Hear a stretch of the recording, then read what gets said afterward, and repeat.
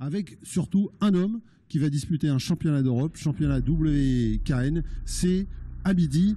À midi, on l'avait déjà vu, c'était à Meaux, face à Darren Roland. Ça avait été un combat très disputé, un combat spectaculaire. Eh bien, on va retrouver Akram Hamidi ce soir, donc dans Fight Plus. Et puis, et effectivement, on va voyager entre le Muay Thai et le K1, Cyril, dans cette soirée. Mais on va commencer par... on va dire l'enfant du pied. Alors vous voyez Steve Valente qui est en train de lui masser la nuque. Il y a une vraie complicité entre Akram Hamidi et Steve Valente. Steve Valente, on ne le présente plus. Akram Hamidi, on l'a déjà vu. Et c'est vrai que cette relation entraîneur-entraîné, vous la connaissez bien, hein, vous aussi, Cyril. Oui, elle est très importante et dans cette surtout situation, à ce moment-là. Exactement, à ce moment-là, on le voit. Et vous voyez là, on voit Steve Valente prendre dans ses bras son élève. C'est son poulain, il a envie de lui transmettre et ce qui est magnifique, c'est que Steve Valente a eu une grande carrière et toute fraîche puisqu'il vient de finir. Donc il a arrêté l'été dernier. Voilà. Et Akram Hamidi va pouvoir bénéficier de cette expérience toute fraîche de Steve Valente en tant que combattant et maintenant en tant qu'entraîneur. Et l'association des deux ne peut être qu'une belle réussite. Donc voilà, moi j'ai eu le plaisir de voir Akram Hamidi l'année dernière à Paris au Kerner Thai où il affrontait le Thaïlandais Nongrose et thaïlandaise ou thaïlandais oui, comme on veut et voilà, il a montré connu, Nongrose connu. Voilà, et en tout cas il a fait une belle prestation et il s'est fait connaître du grand public, même si les connaisseurs le connaissaient.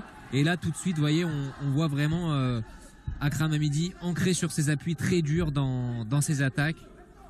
Ouais. Alors attention malgré tout, Cyril, parce que en face de lui, Samuel Andolina, on ne le connaît pas, mais on sait qu'il vient de l'école maltaise. On a déjà vu quelques boxeurs maltais. Ce sont des boxeurs souvent rugueux, pas forcément les plus fins techniquement, mais en tout cas, faut s'en méfier vraiment jusqu'au bout. Hein, oui, exactement. Il va falloir s'en méfier, surtout que ça part très très vite là dans cette catégorie là des moins de 55 kilos.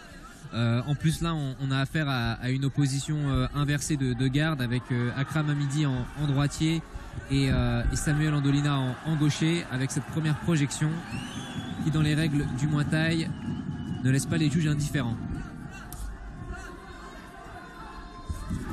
Voilà, et le genou arrière qui part très très vite de la part d'Akram Hamidi, on l'a vu déjà dès ce début de première reprise. Alors ce qui est amusant, en tout cas surprenant, c'est qu'on voit bien, bon, on est dans K1, hein, sinon on aurait les coups de guerre, mais oui, il y a des attitudes très Muay Thai, hein, il y a des attitudes, non mais c'est pour ça que je vous en parle aussi, Cyril, il y a des attitudes très Muay Thai, on le voit avec Akram, la façon de monter les genoux, la façon de se placer, la façon de se mettre en garde, on sent, voilà, regardez, il a des attitudes très très Muay Thai. Hein, exactement, alors à la fois il a des attitudes très Muay Thai dans ses attaques, parce qu'il est vraiment ancré dans le sol et il y a beaucoup d'efficacité et d'explosivité dans ses jambes, et en même temps il nous propose beaucoup de débit comme on peut le voir dans cette première reprise, avec des enchaînements construits en points et une sortie en genou.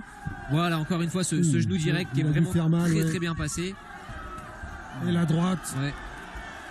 Oh, super, encore une fois le genou arrière. Premier round d'Akram Hamidi. C'est magnifique ce qu'il est en train de faire. Ah, il est en train, alors bon, faut faire attention parce qu'il faut tenir 5 rounds, hein. Mais alors, il est en train de passer Andolina à la moulinette avec le percut et il va être compté. Ouais. Oui. Et c'est bien que l'arbitre le compte parce que... Oh là là, quel début de combat d'Akram Hamidi, hein, Cyril. Magnifique. Et comme on le disait, voilà, il a su prendre les bons côtés du Muay Thai et du kick pour alterner entre débit et efficacité. Superbe première belle reprise. Et avec un compte, on sait que c'est important à la fois sur l'aspect psychologique du boxeur, mais aussi au niveau du pointage. Oh, il a vraiment... C'est vrai que l'expression est un peu osée, mais on a eu l'impression vraiment qu'il cherchait à broyer son adversaire. C'est vraiment ça, quoi. Il a marché sur lui. Alors, on sait que ce sont des catégories très nerveuses, hein, les 55 kilos, Cyril, c'est logique. Mais là, en plus, il y a associé une espèce de volonté de puissance qui était quand même impressionnante. Oui, exactement. C'était assez surprenant parce que c'est vrai que dans ces catégories, ça va très vite. Mais généralement, les coups très appuyés commencent un peu plus tard dans le combat. Et là, Akram Hamidi a durci dès les premiers instants du combat et ça lui a plutôt réussi puisqu'on le voit là encore sur cet échange là toucher Samuel Andolina. Et Steve Valent, il y croit à son boxeur, ça se voit. Hein, bien sûr, Steve Valent quand même a signalé qu'il a été champion du monde dans les 4 styles. Hein. Full, K1, Muay Thai, Kick. Voilà, c'est pour situer le niveau du garçon. Bien sûr, Steve Valent, un des grands champions français avec multi-style. Ça lui a permis d'avoir une expérience. Encore le crochet gauche d'Akram Hamidi. Et le front kick au visage. Et l'arbitre, vous l'avez vu, hein, il est vraiment sur le coup parce que il a vraiment le sentiment que ça peut déboucher à tout moment sur sur une action décisive. Et monsieur Blanc-Varlet est très attentif à ce qui se passe, hein, on l'a vu. Et la réponse instantanée de Samuel Andolina. Courageux, hein, Samuel Andolina. Encore une fois, ce crochet gauche, c'est très bien fait là ce que nous fait Akram Hamidi. Avec le genou, encore les genoux. Un coup de genou seulement. K1, pas alors c'était pas vraiment saisi, c'était pas évident à percevoir. La droite qui est... Ouh là là là. Et il va être compté une deuxième fois. Hein. Entre les genoux et l'anglaise qui arrive au visage. Samuel Andolina. Et même si dans le coin d'Andolina on n'est pas d'accord, on l'a vu. Non, il a été touché.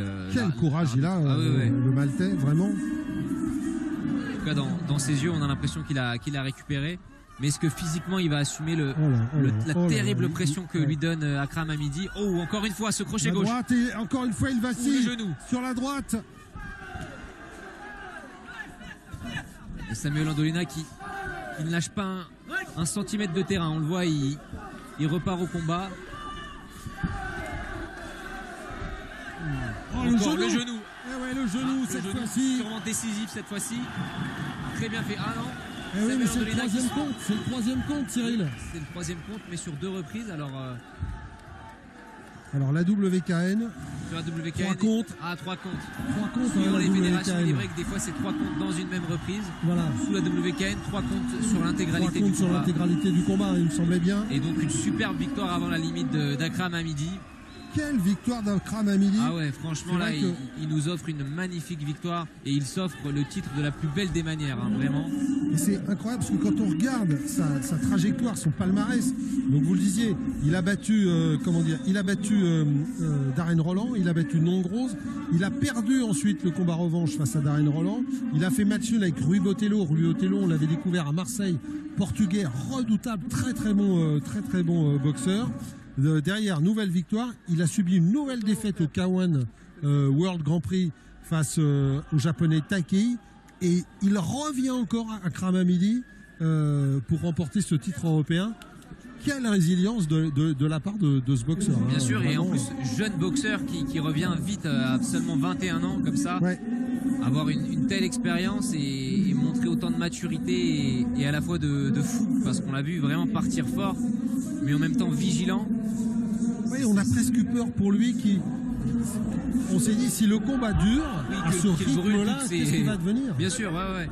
Mais là, vraiment, les coups étaient précis. On a encore vu là ces 2 crochets en an. Déclaré vainqueur. Oh, et la décision, vraiment. Et regardez, Steve Valent, il a jamais pour relever. Le boxeur, coin rouge, monsieur Akram. Et une très belle victoire de la part du coin de Steve Valent. Et on voit que lui aussi, cette victoire, il vit la victoire, lui aussi, il est dans l'émotion parce que, comme on le disait, il est pas loin des rings, il vient d'arrêter et c'est une superbe, une superbe victoire qu'ils viennent de décrocher tous les deux et on leur en souhaite encore beaucoup. Pour ce début de saison, alors bien évidemment, nous, tout ce qu'on lui souhaite, c'est d'être déjà prêt pour l'année prochaine. Nous, c'est là-dessus qu'on va se quitter avec un nouveau titre pour un boxeur français.